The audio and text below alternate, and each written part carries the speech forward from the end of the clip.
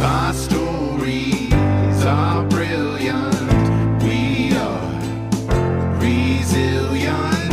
Our stories are brilliant. We are resilient.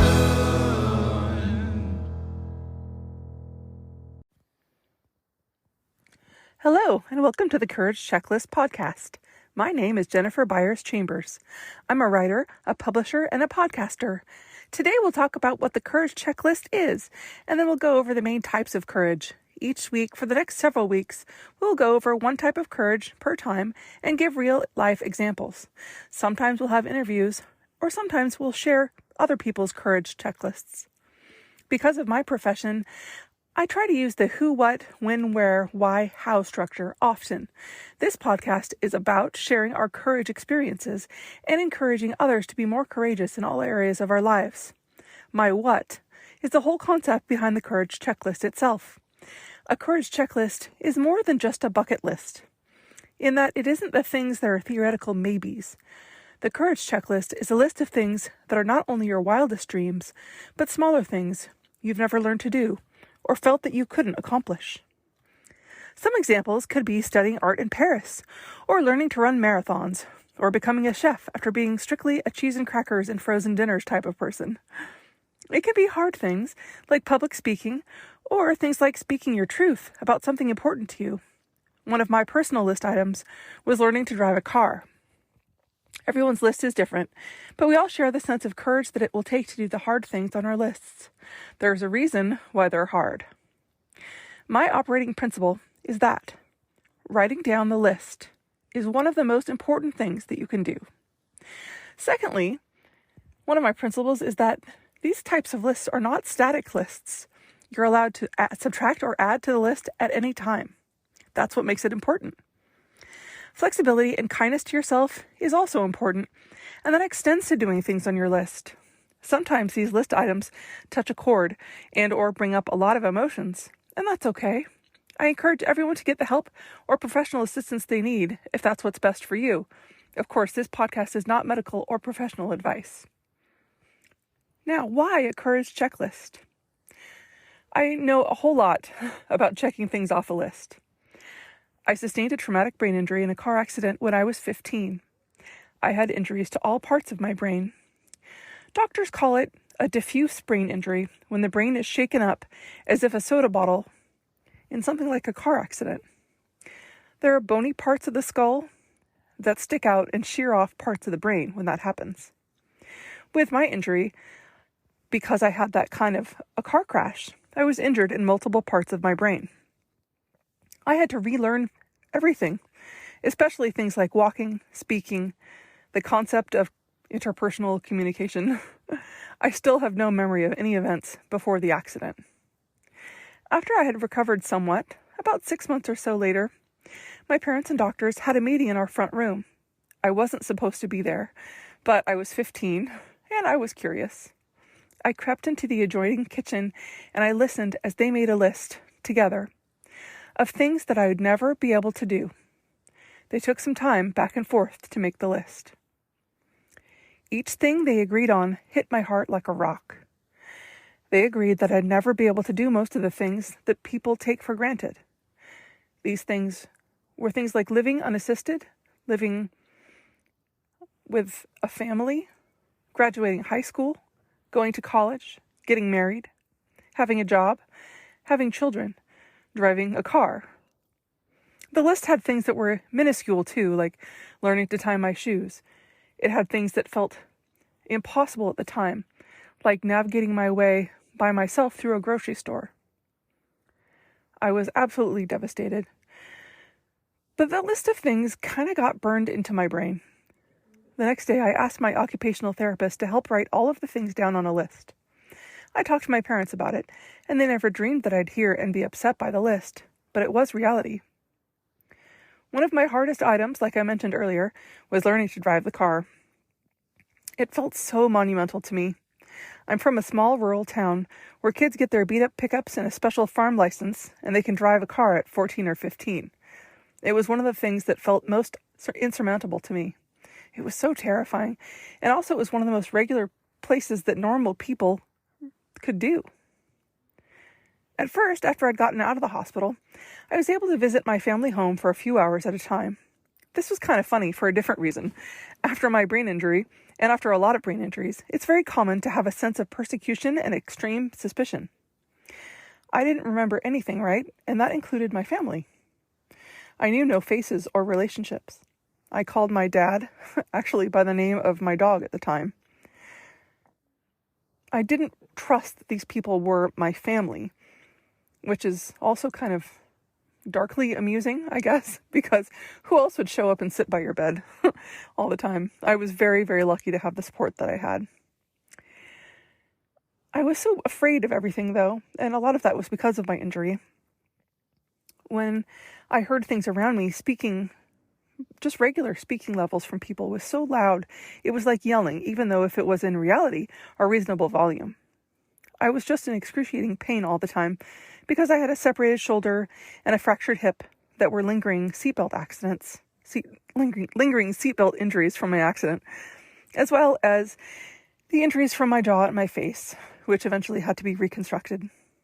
It was hard to eat because my facial injuries, of course, and my jaw being broken. But the most frightening thing I can recall is that each day we had to drive from my home past the road where the accident had been on the way to and from the hospital for my outpatient care. Even riding in a car for a long time, it made me just want to vomit. I had to hold my breath to get close to a vehicle. The sense of terror is so hard to describe.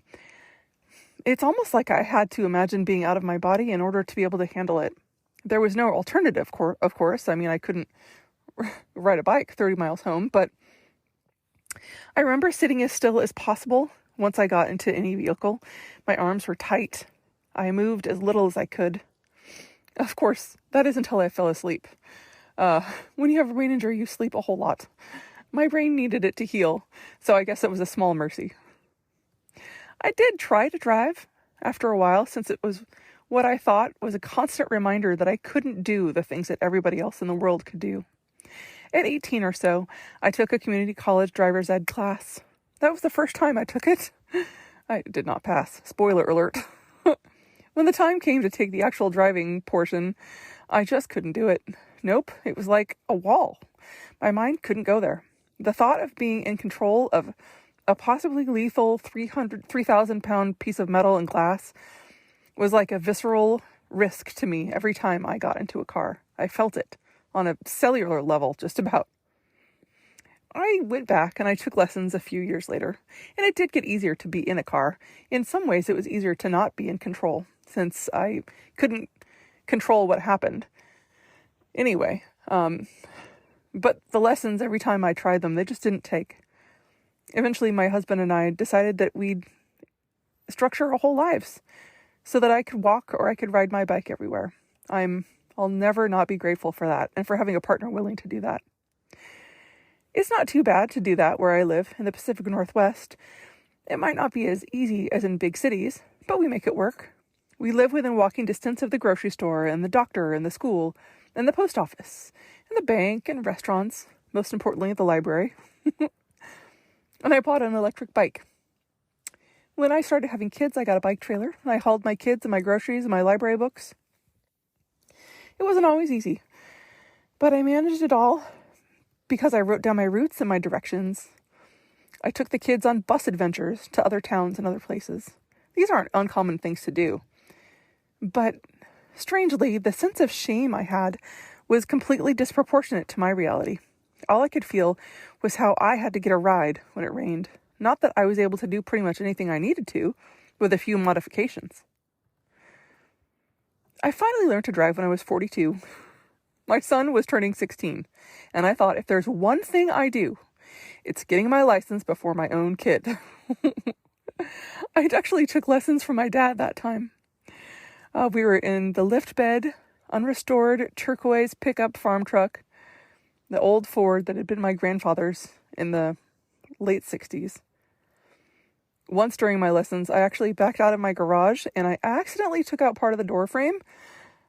I haven't fixed it yet. It's kind of a good reminder. But other than that, no damage to anything so far. I think I'm actually a better and more careful driver than some people. I certainly feel like it. And it's not all sparkles and rainbows, right? I won't lie. I don't love driving, especially in big cities. I'm most comfortable in small towns. I'm most comfortable on 2-lane country roads, short highways, small bursts of high speeds. But I can do it if I need to or if I have to. And I have to say, I'm secretly very proud of myself every day when I pick up or take my daughter to school. It's such a small victory, but I'm so happy about it. Today, I want to thank you for choosing to share your time with me, and I hope that you get something out of our show today. I encourage you to download and fill out your courage checklist, and please email the show at couragechecklist@gmail.com to share it, or if you have any questions for me. I'll be back next time, and I'll share our first type of courage, and then I'll talk about some ways that courage has been displayed. Thanks so much. Have a wonderful day.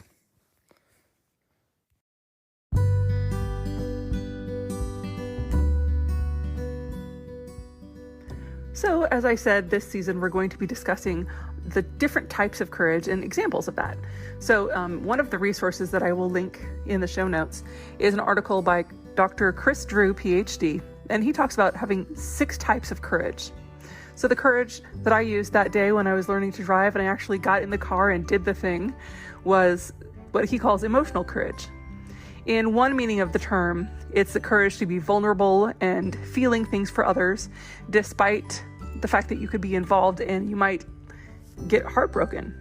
So in an emotional way, but also a type of emotional courage, Dr. Drew says, is facing your former fears. So that can be things like exposure therapy, like literally what I did. And it just took a while, but I kept at it. And I did learn the thing. I learned to do what I needed and wanted to do. But emotional courage could also be, of course, going to therapy to resolve fears or issues. Emotional courage also could mean things like falling in love and taking that leap, or having relationships with friends and family.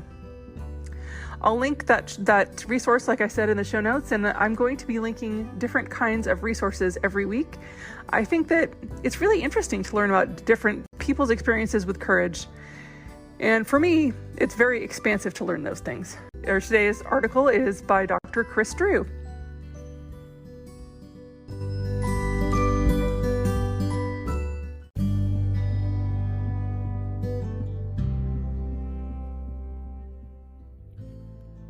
Each week, I'll speak about a different book that kind of speaks to me on the topic that we're going to be talking about this week. And this week's book is The Alchemist by Paulo Coelho. This is kind of a polarizing book. Some people love it, some people hate it. I loved it, and I've reread it a few times. I'm going to read you the description. Santiago, a young shepherd living in the hills of Andalusia, feels that there is more to life than his humble home and his flock. One day he finds the courage to follow his dreams into distant lands, each step galvanized by the knowledge that he is following the right path, his own. The people he meets along the way, the things he sees, and the wisdom he learns are life-changing. With Paulo Coelho's visionary blend of spirituality, magical realism, and folklore, The Alchemist is a story with the power to inspire nations and change people's lives.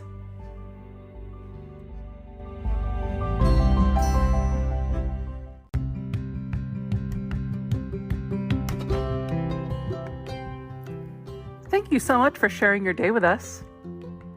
Please send feedback or your list to the voicemail link or to couragechecklist@gmail.com. Please follow the show and then follow us on Instagram at thecouragechecklist. Have a wonderful day.